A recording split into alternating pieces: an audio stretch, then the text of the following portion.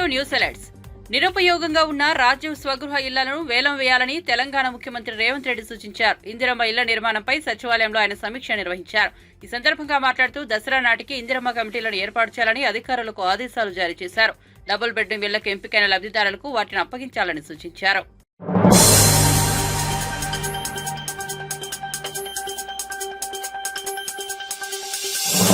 రాష్ట్రంలో శాంతి భద్రతలకు విఘాతం కలిగిస్తే మక్కలు ఇరగదీస్తానని సీఎం చంద్రబాబు హెచ్చరించారు. విజయవాడలో ఆయన మీడియాతో మాట్లాడారు. బయటకు వచ్చి రథాలు తగలబెడతా, ప్రకాశం బ్యారేజీని కొలగొడతా అంటే చొక్కా పట్టుకుని బొక్కలో వేయిస్తా. రాష్ట్రంలో ఎవరైనా నేరాలు చేయాలని చూస్తే వారికి అదే చివరి రోజు. క్రిమినల్ చరిత్రలో వస్తే ఏ ఒక్కరిని వదిలిపెట్టనని ఆయన వార్నింగ్ ఇచ్చారు. 11,30,000 40,000 వాటర్ పోయినప్పుడు ఎంత వెలాసిటీ వస్తుందో మీరు గుర్తుపెట్టుకోవాలి. ఆ వెలాసిటీలో 40 టన్నుల బోట్ వచ్చి ఏవైతే అక్కడ సపోర్టింగ్ ఉన్నాయో దాన్ని హిట్ చేసే పరిస్థితి. కాలం హిట్ కావాలి, ప్రాజెక్ట్ డ్యామేజ్ కావాలి. కానీ ప్రాజెక్ట్ డ్యామేజ్ కాలేదు. ఎందుకు? ఆ కాలంను కొట్టకుండా ఇది ఆ సపోర్టింగ్ దాన్ని ఏమంటారు, మనం కౌంటర్ వెయిట్ ను కొట్టాయి.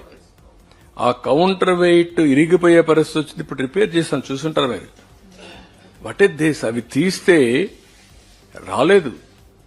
4-5 రోజులు ఎన్ని విధాల ప్రయత్నాలు చేసి తీసే పరిస్థితికి వచ్చా. బాధ్యత లేదా మీకు? క్షమాపణ చెప్పరా మీరు? మీ బొమ్మ వేసుకోలేదా? మీ గుర్తులు వేసుకోలేదా? మీ పార్టీ కాదా? అంటే దేశం వదిలిపెడతారా? ఆంబోతులా మీరు? అడిగితే ఎదురుదాడి చేస్తారా మీరు? అంటే మీ బోట్లు మీరు పంపించి ఆంబోతుల మారిగా తయారై ఒక ఎంత డేంజర్ అండి అది. ఎన్ని గ్రామాలు పోతాయండి? ఇప్పటికే మీరు చేసిన తప్పుడు పనుల వల్ల 6 లక్షల మంది నరక యాతన అనుభవించారు బుడమేరులో. ఈ రోజు కూడా అనంతపూర్లో మీరు చూశారు. ఒక రథాన్ని కాల్చేస్తారా మీరు? ఒళ్ళు దగ్గర పెట్టుకుంటారా లేదా? చెప్పా, ఎవ్రీవేర్ కెమెరాలు పెట్టమన్నాడు. మక్కలు ఇరగొట్టిచ్చేస్తా. Be careful. Law and order గాని క్రియేట్ చేశారో, ఇంట్లో నుంచి బయట వచ్చి ఎక్కడ చిన్న వైలెన్స్ జరిగినా నెక్స్ట్ 1 సెకండ్ లో మీ చొక్కా పట్టుకునే పరిస్థితి వస్తుంది. That is the mechanism I'm establishing. We're not inefficient. Yes, will arrest. ఇదే కాదు, ఇవన్నీ అరెస్ట్ చేశాం. ఈ రోజు కూడా అక్కడ అరెస్ట్ చేశారు. ఎవడు తప్పు చేసినా, ఎవడు తోక తప్పినా, ఎవడు ఈ రాష్ట్రంలో నేరాలు క్రియేట్ చేయాలనుకున్నా అదే చివరి రోజు మీకు. I'm very clear on that. ఎవడైనా సరే ఒకవేళ సవాలుగా తీసుకుంటారా, నేను చేసి చూపిస్తా మీకు. నాకు కావాల్సింది ప్రజల ప్రాణాలు కాపాడాలి, ఆస్తులు కాపాడాలి, లా అండ్ ఆర్డర్ కాపాడాలి, శాంతి భద్రతల పరిరక్షణ నా ధ్యేయం. దాన్ని వైలేట్ చేయాలని మీ క్రిమినల్ చరిత్రతో మీరు వస్తే మాత్రం కబద్దార్, జాగ్రత్తగా ఉండండి. ఒక్కడిని వదిలిపెట్టను.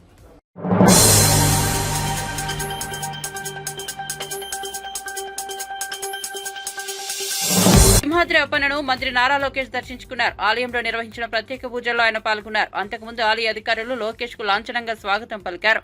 దర్శనం అనంతరం అర్చకులు ఆయనకు వేదాశీర్వచనం చేసి తీర్థ ప్రసాదాలు అందజేశారు. కార్యక్రమంలో టీడీపీ రాష్ట్ర అధ్యక్షుడు పల్లా శ్రీనివాసరావు, ఎంపీ భరత్, ఎమ్మెల్యే కన్నబాబు తదితరులు పాల్గొన్నారు.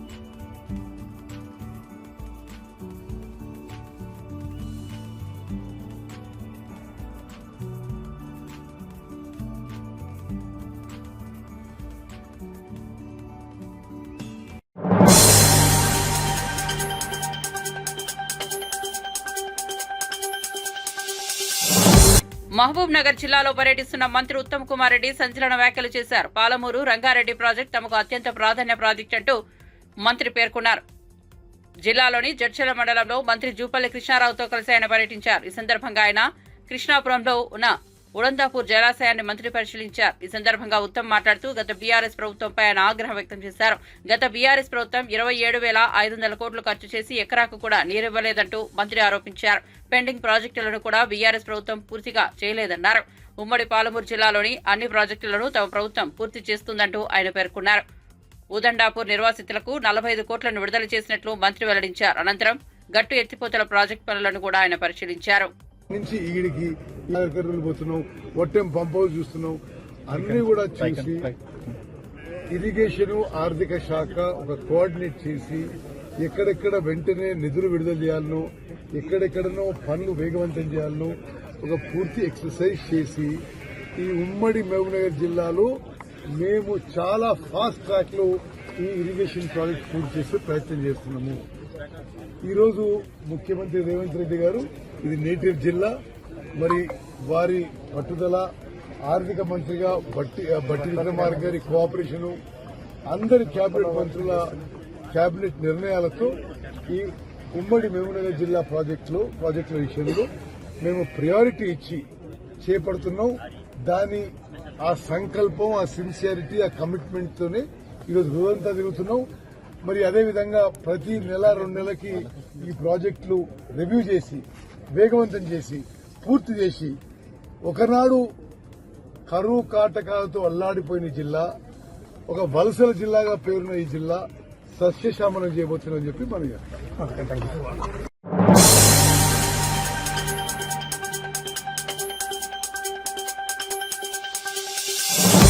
తిరుమల లడ్డూను అపహాస్యం చేసేలా వైసీపీ నేత మాజీ మంత్రి కొడాలినని ఆ పార్టీ నేతలు మాట్లాడుతున్నారని గుడివాడ ఎమ్మెల్యే వెడిగండ్ల రాము ఆగ్రహం వ్యక్తం చేశారు. విశ్వసనీయత లేని వైఎస్ఆర్సీపీ నేతలు మూర్ఖపు మాటలు ఆపకుంటే చరిత్రహీనులుగా మిగిలిపోతారని ఎమ్మెల్యే హెచ్చరించారు. ఎన్నడూ లేని విధంగా వరదల్లో మునిగి గుడివాడ ప్రజలు అష్టకష్టాలు పడినప్పుడు ఎక్కడికి పోయా కొడాలి నాని అంటూ మండిపడ్డారు.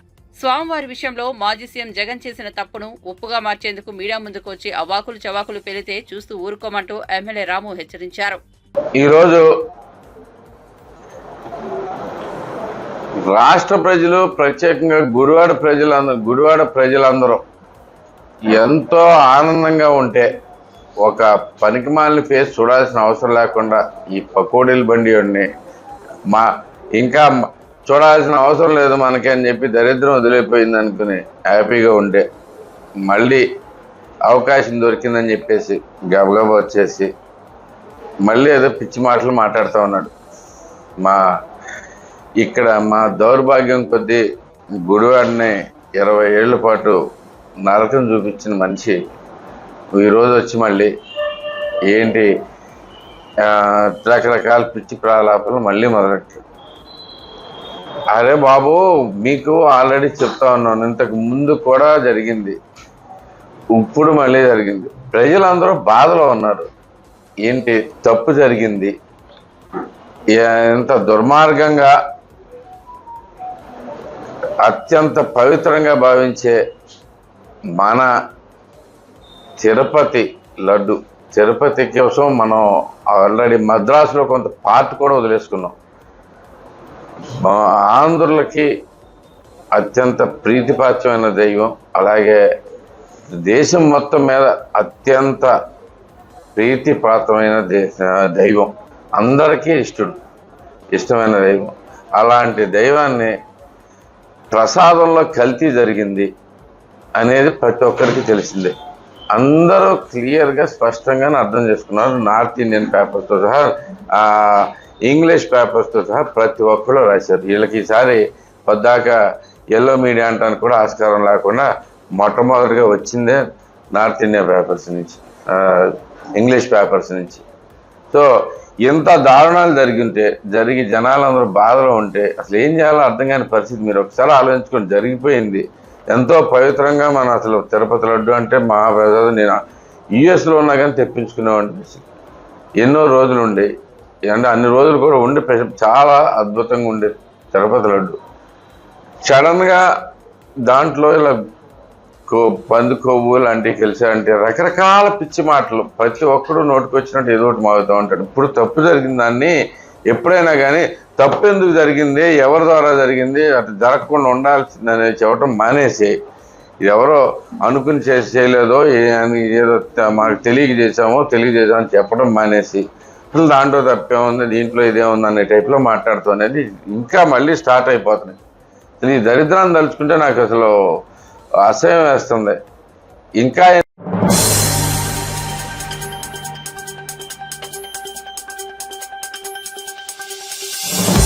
అమృత్ 2.0 కాంట్రాక్ట్ విషయంలో సీఎం రేవంత్ రెడ్డిపై కేటీఆర్ చేస్తున్న ఆరోపణల్లో నిజం లేదని భువనగిరి ఎంపీ చామల కిరణ్ కుమార్ రెడ్డి అన్నారు. హర్యానా అసెంబ్లీ ఎన్నికల ప్రచారంలో చామల పాల్గొన్నారు. ఈ మేరకు ఒక ప్రకటన విడుదల చేశారు. అమృత్ కాంట్రాక్ట్ వ్యవహారంలో రేవంత్ ను టార్గెట్ చేసి కేటీఆర్ ఇష్టం వచ్చినట్లు ఆరోపణలు చేస్తున్నారు. గతేడాది సెప్టెంబర్లోనే కేటీఆర్ ఫ్రెండ్స్ అయిన ఏపీ ఎంపీ మిథున్ రెడ్డి, సత్యం రామలింగారాజు కొడుకు మేఘా కృష్ణారెడ్డికి అమృత్ కాంట్రాక్టర్లో 3 ప్యాకేజీల ద్వారా 3,656 కోట్లు విలువ చేసే టెండర్లు దక్కాయి. డిసెంబర్లో కాంగ్రెస్ అధికారంలోకి వచ్చింది. కాంట్రాక్టర్లో జరిగిన తప్పిదాలను సీఎం రేవంత్ రెడ్డి గుర్తించి రిటెండర్లకు ఆహ్వానించారు. 3,602 కోట్లకు కాంట్రాక్ట్ ఫైనల్ అయింది. 54 కోట్ల ప్రజాధనాన్ని కాంట్రాక్ట్ సేవ్ చేసింది. అడవిలో ఆహారం కోసం పులి వెతికినట్టు పైసలకు అలవాటు పడ్డ కేటీఆర్ ప్రతిరోజు ఏదో ఒక విషయంలో ప్రజలను తప్పుపడుతూ ఉంటాడని చామలు మండిపడ్డారు. ఈ అమృత్ 2.0 గురించి అయితే మాట్లాడుతుర్రో, ఈ అమృత్ 2.0 కాంట్రాక్ట్ల బిడ్డింగ్ పోయిన సంవత్సరము సెప్టెంబర్లోనే జరిగింది. పోయిన సంవత్సరం సెప్టెంబర్లోనే ఈ కాంట్రాక్టు ఆయన సొంత మిత్రులకు ఆంధ్రప్రదేశ్ ఎంపీ మిథున్ రెడ్డి గారికి, సత్యం రామలింగరాజు గారి కొడుక్కి మరియు మెగా కృష్ణారెడ్డి గారికి 3 ప్యాకేజీల ద్వారా 3,656 కోట్లకు ఈ బిడ్డింగ్ ఆయన ఇచ్చిండు.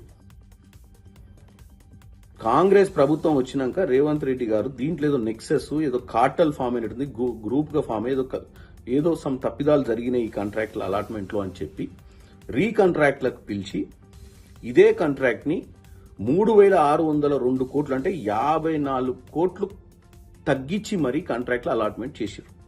అంటే పబ్లిక్ పైసలు, గవర్నమెంట్ పైసలు 54 కోట్లు సేవ్ చేయడం జరిగింది ఈ గవర్నమెంట్ లో. ఇప్పుడు కేటీఆర్ కి సమస్య ఏంది? ఆల్రెడీ కమిషన్ ముట్టిన ప్రాజెక్టులు వాళ్ళ చేతిలోకి వెళ్ళి పోవడం ఒకటి మింగుడు పడతలేదు.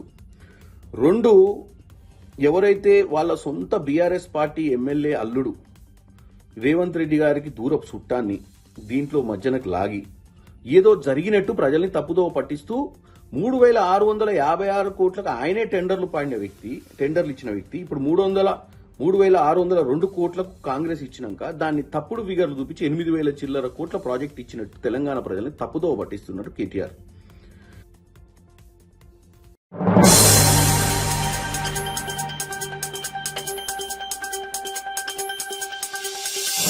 పార్టీలోకి వచ్చిన 4 ఏళ్లలో ముఖ్యమంత్రి కావడం ఇక్కడి చరిత్రలో లేదని, కానీ రేవంత్ రెడ్డి అయ్యారని కాంగ్రెస్ పార్టీ సీనియర్ నేత వి హనుమంతరావు అన్నారు. హోటల్ హరిత ప్లాజాలో కామారెడ్డి డిక్లరేషన్ కు అనుగుణంగా సమగ్ర కులగణన, బీసీ రిజర్వేషన్ పెంపుపై రాష్ట్ర స్థాయి సమావేశం జరిగింది. ఈ సందర్భంగా విహెచ్ మాట్లాడుతూ బీసీ నేతను పీసీసీ చీఫ్ గా చేస్తామని రాహుల్ గాంధీ చెప్పారన్నారు. తన రాజకీయ జీవితంలో బీసీల గురించి రాహుల్ గాంధీ మాట్లాడినట్లు ఎవరూ మాట్లాడలేదన్నారు. జనాభా ప్రాతిపదికన ఎవరి హక్కులు వారికే దక్కాలని రాహుల్ గాంధీ చెప్పారని పేర్కొన్నారు. కులగణన చేయాలని, ప్రత్యేక మంత్రిత్వ శాఖను ఏర్పాటు చేయాలని బీజేపీని కోరినప్పటికీ పట్టించుకోలేదని విమర్శించారు. తెలంగాణలోని 6 డిక్లరేషన్లతో పాటు బీసీ కులగణన చేపడతామని పార్టీ చెప్పిందన్నారు. బీసీ డిక్లరేషన్ అనగానే గత ఎన్నికల్లో కులాలకు అతీతంగా ఓటు వేశారన్నారు. కులగణన చేయాల్సిన బాధ్యత సీఎం రేవంత్ రెడ్డిపై ఉందన్నారు. రేవంత్ రెడ్డి పక్కన చెప్పేవారు ఎక్కువ అయ్యారని పేర్కొన్నారు. అసెంబ్లీలో బీసీ కులగణన బిల్లు పాస్ అయిందని, త్వరలో మనకు న్యాయం జరుగుతుందంటూ ఆశాభావం వ్యక్తం చేశారు. ఇక్కడ త్వరగా బీసీ కులగణన చేస్తేనే రాహుల్ గాంధీ ఎక్కడా మాట్లాడతారన్నారు. లేదంటే వీరు అధికారంలో ఉన్న రాష్ట్రాల్లో కులగణన చేయాలని ఇతర పార్టీలు సూచిస్తాయన్నారు.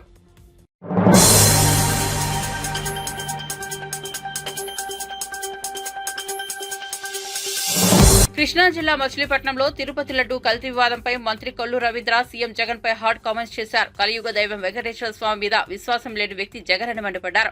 వెంకటేశ్వర స్వామిపై విశ్వాసం ఉంటే సతీ సమేతంగా ఇవ్వాల్సిన పట్టు వస్త్రాలను గడిచిన 5 ఏళ్లలో ఒక్కసారైనా ఇచ్చారా అని ప్రశ్నించారు. పేర్ని నానిపై కూడా మంత్రి కొల్లు రవీంద్ర ఫైర్ అయ్యారు. 5 ఏళ్లలో ట్రాన్స్పోర్ట్ మినిస్టర్ గా ఉన్న పేర్ని నాని బందరు బస్టాండ్ను బాగు చేసుకోలేదని, అసమర్థుడు అంటూ చంద్రబాబు గురించి పిచ్చి ప్రేలాపనలు మాట్లాడుతున్నారని ఆగ్రహం వ్యక్తం చేశారు.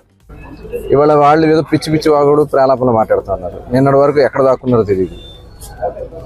నిన్నొచ్చి జిల్లా గురించి మాట్లాడుతున్నారు, లేకపోతే రాష్ట్రం గురించి మాట్లాడుతున్నారు. ఇవాళ మీరు జిల్లాకి మీరు ఏం చేశారు? మీకు ఏ అర్హత ఉంది? మీరు అసలు మనుషులేనా?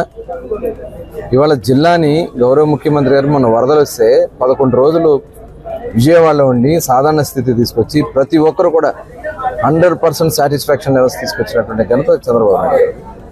నష్టపరిహారం గతంలో ఎప్పుడు ఇవ్వనంత నష్టపరిహారం ఇచ్చింది ఘనత చంద్రబాబు నాయుడు గారిది. మీ టైంలో అన్ని రకాలుగా నష్టపోయి మీరు తవ్వని కాలువల వల్ల నష్టపోయారు, మీరు కొట్టినటువంటి బుడమేరు గట్ల వల్ల నష్టపోయారు.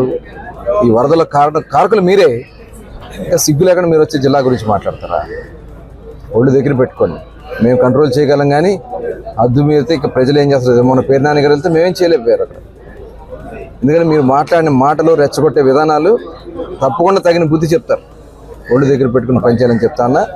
తిరుపతి దేవస్థానం ఒక పవిత్ర దేవస్థానాన్ని అపవిత్రం చేసి ఇవాళ మళ్ళీ జగన్మోహన్ రెడ్డి సిగ్గు లేకుండా వెళ్తున్నా. నీకు నిజంగా వెంకటేశ్వర స్వామి మీద విశ్వాసం ఉంటే 5 సంవత్సరాల్లో సతీ సమేతంగా ఇవ్వాల్సినటువంటి పట్టు వస్త్రాన్ని ఎప్పుడన్నా మీరు వెళ్ళి సతీ సమేతంగా ఇచ్చావా?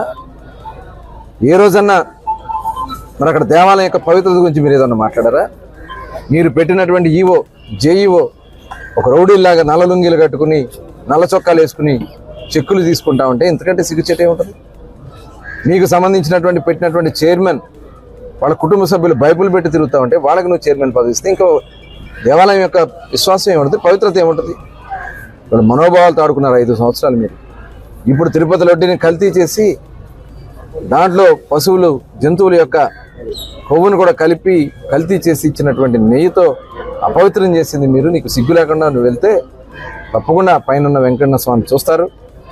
తప్పకుండా మీరు చేసే ఈ ఘోరాతి ఘోరాల్ని తప్పకుండా బుద్ధి చెప్తారని కూడా తెలియజేస్తారు.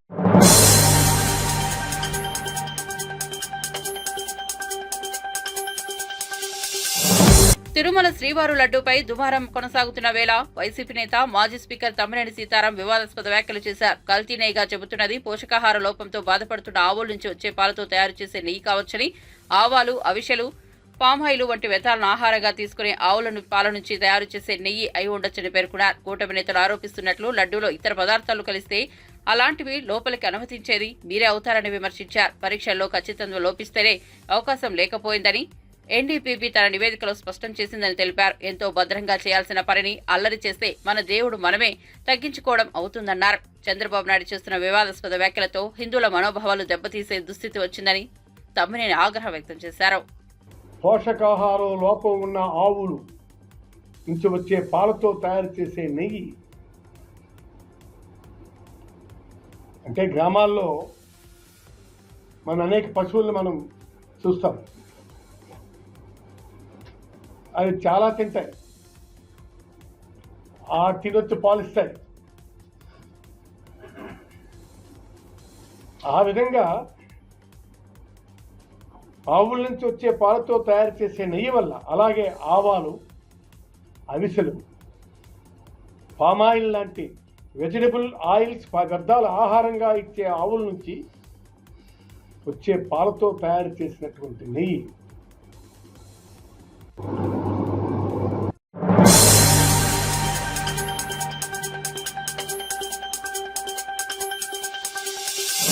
టీడీపీ నేత మాజీ ఎమ్మెల్యే వంగవీటి రాధాకృష్ణ స్వల్ప గుండెపోటుకు గురయ్యారు. తెల్లవారుజామున ఆయనకు ఛాతీలో నొప్పి వచ్చింది. దీంతో కుటుంబ సభ్యులు ఆయనను హుటాహుటిన విజయవాడలోని ఓ ప్రైవేట్ ఆసుపత్రికి చేర్పించారు. ప్రస్తుతం ఆయన వైద్యుల పర్యవేక్షణలో ఉన్నారు. రాధ ఆరోగ్యం గురించి డాక్టర్లు స్పందిస్తూ ఎవరూ ఆందోళన చెందాల్సిన అవసరం లేదని చెప్పారు. 48 గంటల పాటు ఆయన వైద్యుల పర్యవేక్షణలో ఉండాలని తెలిపారు. మరోవైపు రాధ గుండెపోటుకు గురయ్యారనే వార్తతో ఆయన అభిమానులు ఆందోళనకు గురవుతున్నారు. పలువురు ఆయన ఇంటి వద్దకు వెళ్లి వివరాలు కనుక్కుంటున్నారు. రాజకీయ నాయకులు కూడా రాధ ఆరోగ్య పరిస్థితి గురించి ఆరా తీస్తున్నారు. రాధ త్వరగా కోలుకోవాలని ఆకాంక్షిస్తున్నారు.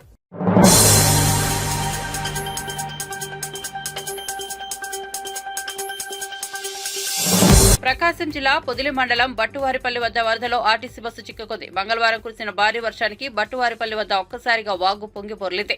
దీంతో రోడ్లపైకి భారీగా వరద నీరు చేరింది. మార్కాపురం నుండి పొదిలి వైపు వెళ్తున్న కనిగిరి డిపోకు చెందిన ఆర్టీసీ బస్సు వరదల్లో చిక్కుకుని ఇంజన్ ఆగిపోయింది. వెంటనే బస్సులో ఉన్న ప్రయాణికులు బస్సు దిగి నీటిలో నడుచుకుంటూ బయటకు వచ్చారు. స్థానికులు జేసీబీ సాయంతో బస్సును బయటకు తీసుకొచ్చారు.